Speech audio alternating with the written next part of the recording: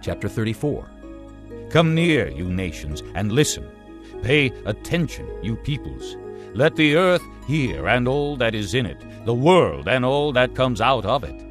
The Lord is angry with all nations. His wrath is upon all their armies.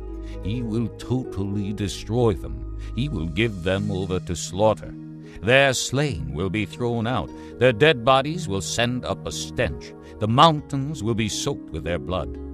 All the stars of the heavens will be dissolved, and the sky rolled up like a scroll. All the starry host will fall like withered leaves from the vine, like shriveled figs from the fig tree. My sword has drunk its fill in the heavens. See, it descends in judgment on Edom, the people I have totally destroyed.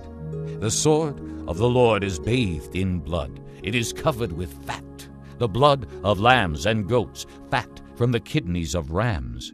For the Lord has a sacrifice in Bozrah, and a great slaughter in Edom. And the wild oxen will fall with them, the bull calves and the great bulls. Their land will be drenched with blood, and the dust will be soaked with fat. For the Lord has a day of vengeance, a year of retribution to uphold Zion's cause.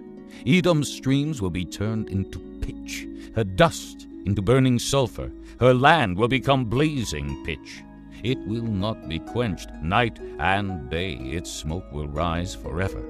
From generation to generation it will lie desolate. No one will ever pass through it again. The desert owl and screech owl will possess it. The great owl and the raven will nest there. God will stretch out over Edom the measuring line of chaos and the plumb line of desolation.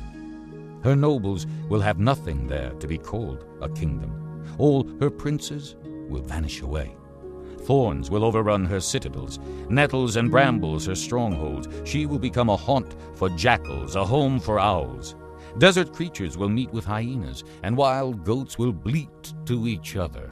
There the night creatures will also repose and find for themselves places of rest.